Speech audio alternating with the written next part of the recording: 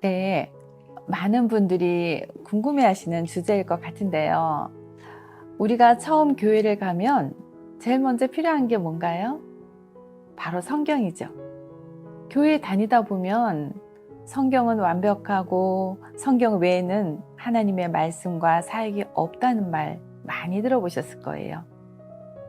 성경이 대체 어떤 책이길래 이런 말을 하는 걸까요? 오늘 이 영상을 통해 성경이 어떤 책인지 함께 알아보도록 할까요? 우리 먼저 성경이 어떻게 생겨나게 되었는지에 대해 알아봐야겠죠. 성경에는 구약 성경과 신약 성경이 있어요. 구약 성경에는 여호와 하나님께서 하신 창세의 사역과 구약 시대의 사역이 기록되어 있는데요. 그건 모세와 일부 선지자들이 기록해 놓은 것이에요. 신약 성경에는 신약 시대에 예수님께서 오셔서 인류를 구속하신 사역이 기록되어 있는데 그건 예수님을 따르던 제자들과 사도들이 쓴 것입니다. 처음에는 그런 서신들이 각지에 흩어져 있었죠. 그러다가 주 300여 년에 이르러서 종교회의에서 각 나라의 종교 지도자들이 흩어져 있던 서신들 중에서 27권을 선정하여 신약 성경에 정리해 넣었고 지금의 우리가 보고 있는 성경이 되었어요.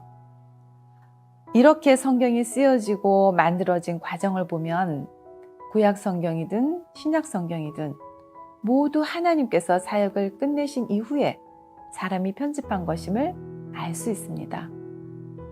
즉 성경에 있는 서신들은 모두 선별되고 편집된 것이지 모든 선지서와 사도들의 서신이 빠짐없이 성경에 수록된 것이 아니라는 거죠.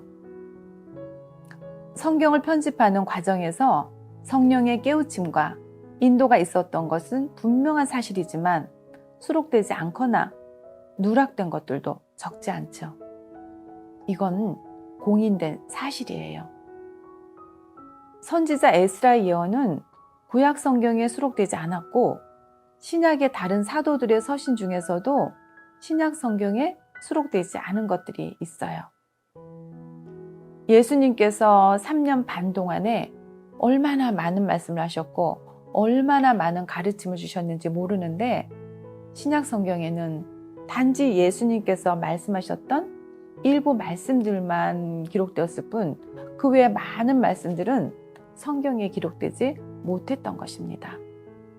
그래서 사도 요한도 예수의 행하신 일이 이 외에도 많으니 만일 낱낱이 기록된다면 이 세상이라도 이 기록된 책을 두기에 부족할 줄 아노라 라고 한 거죠.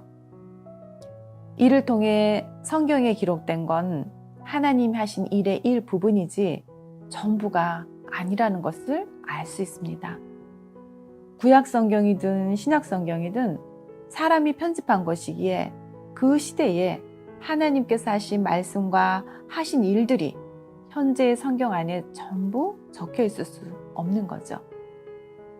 성경은 여러 사람이 함께 편집한 것으로서 구약 성경에는 신약 성경의 일이 기록될 수 없고 신약 성경에도 하나님께서 말세하시는 사역이 기록될 리 없습니다.